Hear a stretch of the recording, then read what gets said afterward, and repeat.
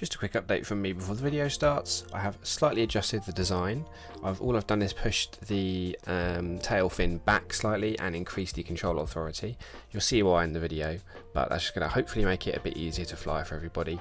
If you have the old version, it's still very much flyable. That's how I use it in the video today, but the newer version should make it a little bit easier. I've made that available on the Steam Workshop page for everybody. It's updated. Enjoy the rest of the video. Hey everybody, it's your Power Globenaut and we're back in Kerbal Space Program once again. Had a few requests for a guide on how to fly my Space Shuttle series a bit more in depth because they can be quite tricky. So I'm going to provide this for you today. Now this will work with all the craft files that I shared in the mod video, which I'll have links down in the description of the video. You can download my shuttle craft files from there and use this method to get into orbit. We're going to use MechJeb today, so make sure you have that installed. It's just up here. And we're also going to use atmospheric autopilot, and that's going to be here, so make sure you install both those mods. Once again, those will be available on the same video in the description. Now, to use the shuttles on launch, we're going to go to MechJeb. Click MechJeb here, find the Smart Arse flight computer, and when you click that, it's going to open it for you. On the computer, we're going to click Surface. Surface again. That's going to open this menu, and this is what we're going to use to fly it. The main issue with a lot of space shuttles is the balancing. Since the engines don't sit under the centre of mass directly, you have to balance your solid rocket booster and liquid engine thrust so that it goes through the centre of mass. And we're using the vector engines on all of these shuttles because they have a high gimbal range, and MechJeb's going to manage that all for us so we can just focus on flying. First we're going to click execute, and that's going to activate this as our main controller, and you'll see if I try and activate the standard SAS mode, it automatically disables it. I'm going to throttle the engine all the way up, ready for launch. Now with the Vigilant, the Hitchhiker and the Wayfarer, we want to use a roll of 180 degrees, so we're going to click the 180 degrees button and then activate it with the little tab there, and that means it's going to follow what I've asked it to do. On the Doodle Bug, we want it to be 0 instead, so if you're flying that one, click the 0 button. And that's mainly the only main difference between the different models there. Go back to 180 though, we're flying the Vigilant today. I like to start with a pitch of 87 degrees. Starting with a pitch of 90 means it's going to point straight up. It's going to get pushed this way ever so slightly, and it just looks neater for me if I'm pitched backwards. As you can see, I've already got it pre-pitched on the launch pad in order to accommodate this. Make sure execute is active. We're going to test that. Yep, that's definitely on. We can press space now. Let it settle and launch. So you press space once to activate the liquid fuel engines, and then space again to activate the SRBs and separate from the pad. And now all we're going to use is the pitch and heading to control the ascent. So if I want to go into a different inclination orbit, I can increase my heading. Let's increase it to 100, and that's going to roll the space shuttle to the correct heading. In fact, let's do 120 just for demonstrations purposes. There we go. And now we start to pitch over gently using the minus button on the pitch thing there. And what we're aiming for is 45 degrees by 10,000 meters. So a consistent click just to keep pitching over very gently usually does the trick. Don't have to be super 100% accurate with it. If you're carrying a heavier payload, I recommend pitching over more slowly. I've not got a payload today, so I can pitch over a bit more aggressively. And the key thing we want to look at is time to apoapsis. We want to keep that under a minute, but we don't want to get too close to 0. So at the moment it's at 38 seconds, and once I've hit 45 degrees, I'll usually slow my pitch over. I'm usually at 40 degrees or so by the time the solid rocket boosters run out, but I think I'll go to 35 this time because I'm not carrying any payload. There we go. Those have burned out, and we'll separate them. And now we're watching my time to apoapsis is gently ticking down, which is what we want. We want our apoapsis to get up to about 60,000 before we can start to go horizontal completely. We want to get out the thickest part of the atmosphere, so I'm going to keep it at 35 for now. That's just going to let our apoapsis increase before we pitch over a bit more. Time to apoapsis is now climbing very slowly, and that's perfectly fine. We can use the throttle to adjust that, or we can use the pitch to adjust that as well. We're climbing to 45 kilometers apoapsis, almost at 50. So I'm going to gently pitch over a bit more to 30 degrees because that's coming up quite soon. You can see it's still climbing steadily, and my time to apoapsis is still climbing. So I'm actually going to pitch over to 25 now. Like I said, I'm not carrying a payload. So if you were carrying a very heavy payload, you'd want to pitch over a bit more gently. I'd probably be pitched up a bit more if I was carrying a heavier payload.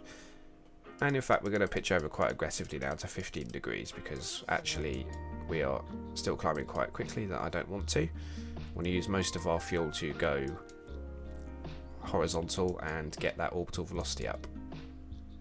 So it's 70 now, so I'm going to throttle the engines down to about half and go to 10 degrees. So I don't want this to run away too much. I don't want to get too high. You can see it's dropping now. My time to apoapsis, that's fine. You sort of don't want to get it too close to zero. You want to keep it. I usually try to keep it around the 30 to 50 second mark.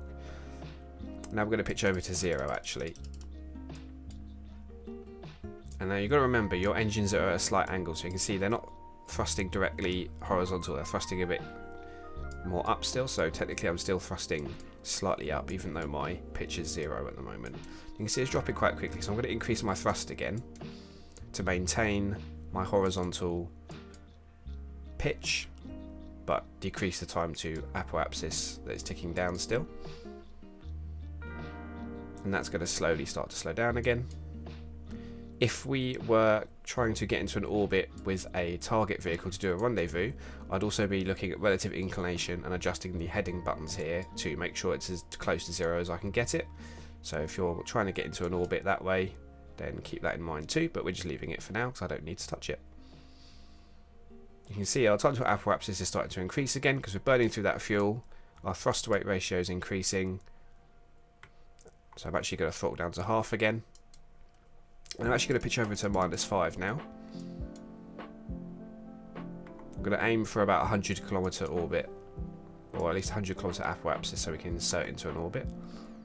And our periapsis is slowly coming down now, and once that gets to about 50 to 60 kilometers, I will shut the engines off and detach the tank from the shuttle.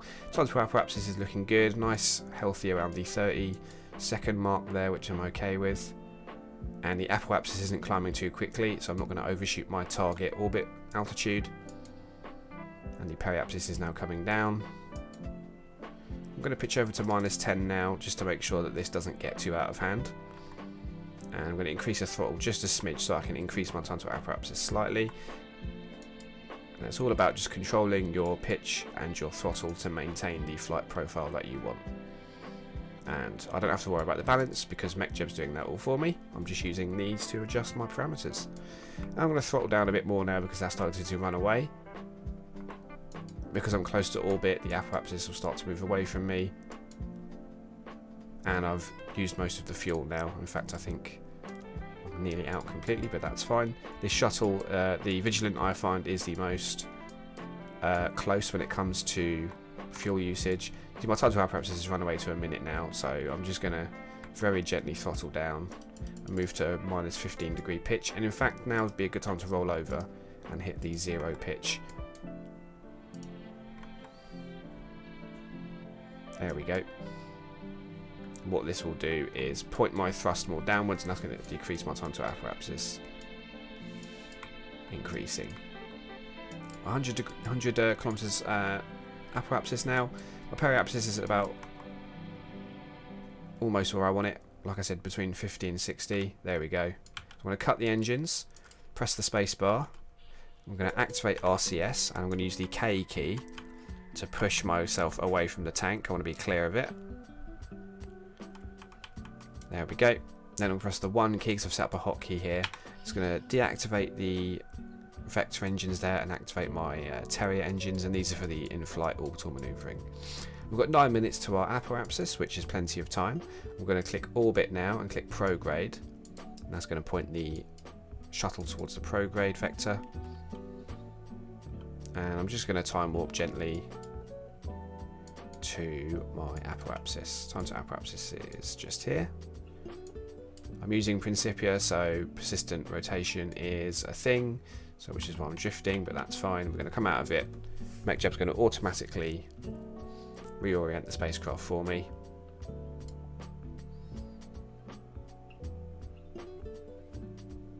Here we are.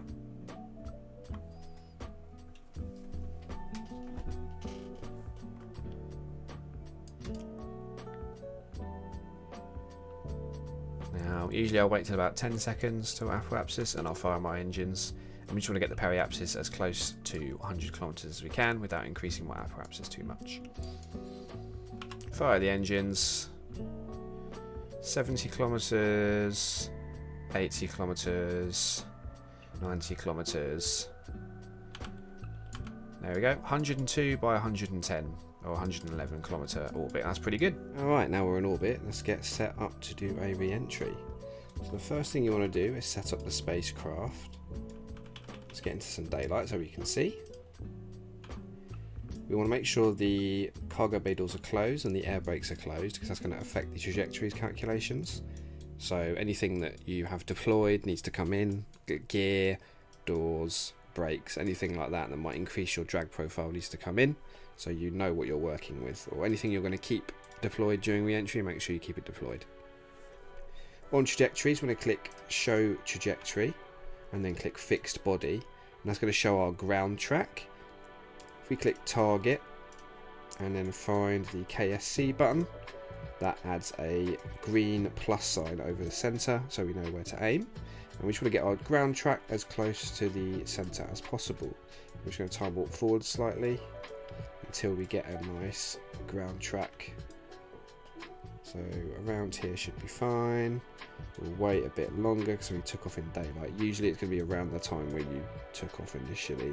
That's where it's going to match. This next one should be, yep, right bang on top. That's fine. Sometimes it'll be a bit off, but that's fine. We're going to talk about how to adjust for that anyway. Now that we've got that, we want to be at a roughly 90-degree angle to the space center. So space distance there. We are here. So let's just bring it around to about 90 degrees. We'll do it on the day-night terminator line here. That'll do. Hit retrograde to get your engines ready. Also, with the designs, I've included a hotkey to activate all the flight control surfaces. So just press 2. That's going to activate all your pitch, yaw and roll control surfaces here in order to help you during the re-entry and landing. Now we're just going to burn retrograde until we see a red cross. I'm going to get that red cross slightly ahead of the green cross. Here it comes. And I want it slightly ahead so that I can make sure my re-entry is predictable.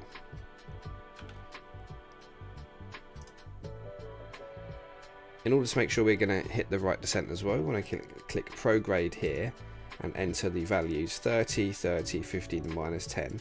Now you can see how that's pushed our predicted impact zone forwards, because we're entering on a prograde trajectory at a pitch up angle, and the calculation is recalculated for that. So now we'll just burn a little bit more, bring it back. That'll do. Just like I said, slightly ahead. It's good to have a bit of excess energy to burn off. You can always do a circuit around the runway or open your air brakes.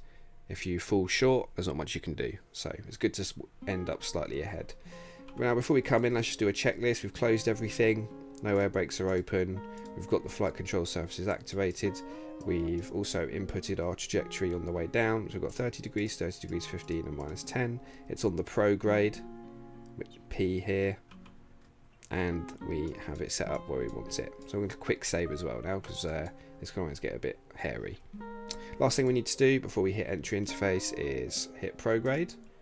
So we're facing the right way. Open autopilot module manager for atmospheric autopilot. And once we hit the prograde, we'll activate that. So we're facing prograde now. We want to be on a roll of 0 degrees for the time being, which we're setting up. And I'm going to turn off the SmartArth computer from MechJeb and activate the autopilot module manager instead. And we're going to pitch up to 30 degrees as we set up on our trajectories mode here. and they're just going to show a green square. You don't have to follow this exactly, it's just a nice little frame of reference for you. And we're going to do this on the map screen, so I'm just going to time warp forwards until entry interface, where we do physical time warp. There we go. And all I'm going to do now to hit my target here is I'm going to use the Q and E keys to control my bank, and that's simultaneously going to control the direction that I'm going laterally like this, and also control how rapidly I'm descending. So when you introduce bank, you're reducing the amount of lift component raising you vertically, and you're introducing more horizontal component instead. Now with atmospheric autopilot, it will control the yaw for you, so I can just press the Q and E keys gently to control my bank angle. I'm going to bank to the left first to decrease some of this excess energy. And since we're in the upper atmosphere, this will take a little while. One more thing worth mentioning is sometimes it's good to increase the deploy angle and authority limiter on your tail fin. I find that yaw is the one thing that gets out of control a lot of the time with space shuttle designs. You can improve that by moving your yaw control further back, or by increasing its authority limiter and deploy angle. You can see I'm pushing it away a bit here, and so I'm going to roll back again. That's going to push us back towards the space center. And if I increase the Principia history length, you can actually see the curve there, which is quite cool. And what we're doing here is just bleeding off excess speed. Bringing it back again now, and you can see I've decreased the gap from the green to the red cross slightly. I'm just going to do one more turn like this. I'm going to come out of time warp as well now, because I can switch to the flight mode here and click in flight, and that's going to show me the blue line. It's going to show me the red cross on the ground when we see it, and also the green cross for where the space center is. I'm just going to start banking a bit more gently now, because with this shuttle especially, as you get further into the atmosphere, it does not like when you're too banked over. The yaw control on this one leaves a bit to be desired, so feel free to bring the tail back a little bit if you feel like you want a bit more yaw control. You can see I'm overshooting ever so slightly, so I'm just going to yaw back this way again. It's being very hesitant to fly in a straight line right now, but that's fine, we'll make it work. So actually I'm just going to fly it like this for the time being. You can see the the tail's putting in a lot of work to keep it steady at the moment. So I'm just going to pitch down as well. The closer you are to your prograde marker, the more happy it's going to be to not throw you off your track. So I think what I would recommend you do is push this back slightly more so it has more authority, control authority, because this one's always been a bit squeamish on the re-entries. There we go. So the space center should be on the left somewhere, so I'm just going to very gently bank over. Now we're through the worst of it, so it's regained some of its control again. When you feel it start to struggle, it's best to just try and get as close to prograde as you can, because then it's reducing the amount of forces trying to push the vehicle around one way or the other. But we've sort of left that region now, and we can start to bank again. And we're just going to basically aim for this green plus sign here. I'm going to actually open the air brakes as well, because I feel that we're moving a bit too quickly still, and that's going to help us just reduce our speed. There we go. And once this is back over the plus, we can start to pitch down and make our way back towards the space center. So yeah, it's all about being gentle, especially with this one. Some of the other shuttles, like the Doodlebug, can deal with a lot more yaw instability. They're very stable on that axis, but this one is very unstable a lot of the time. So it's good to just be gentle. You'll find out through flying it what its maximum limits are and where you should be pushing it and where you can't push it. Now we're just going to pitch down to about 15 degrees on the nav ball here, because we're actually coming in quite high and quite fast. So I'm going to keep the air brakes open. Deactivate RCS now, it's not doing us much good now we're in the atmosphere. The control surfaces will do most of the work.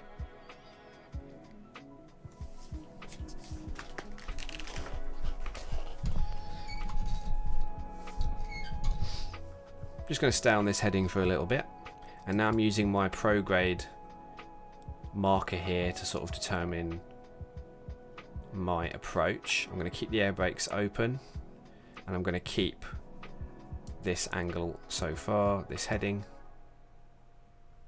until we lose a bit more speed.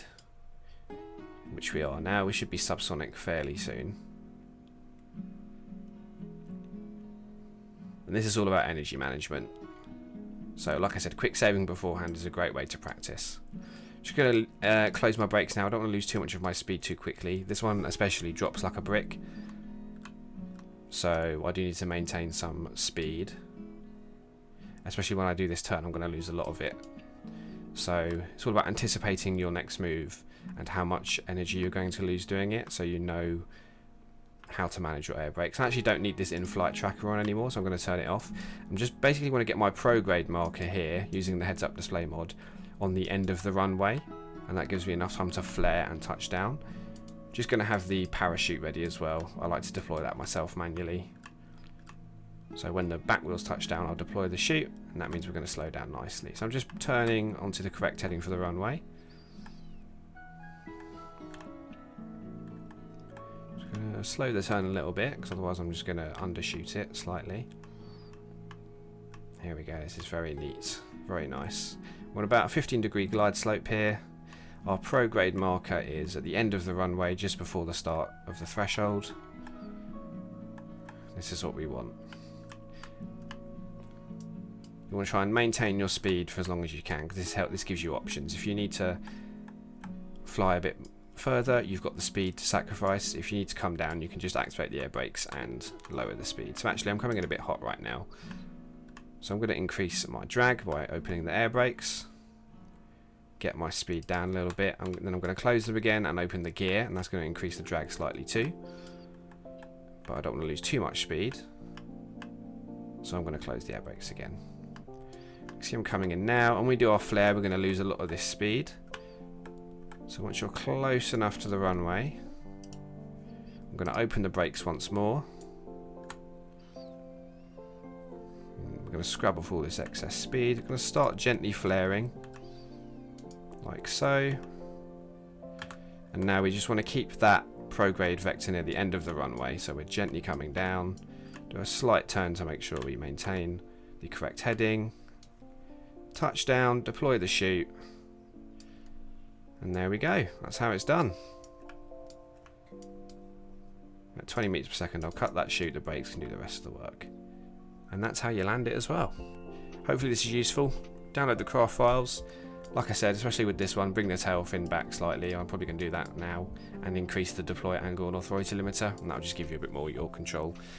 Like I said, most people struggle with yaw stability when building this type, because all your weight's back here. This isn't actually providing much force when it pitches, so it's good to bring it back and increase the authority limiter. But yeah, that's how you fly, launch and land a space shuttle in Kerbal Space.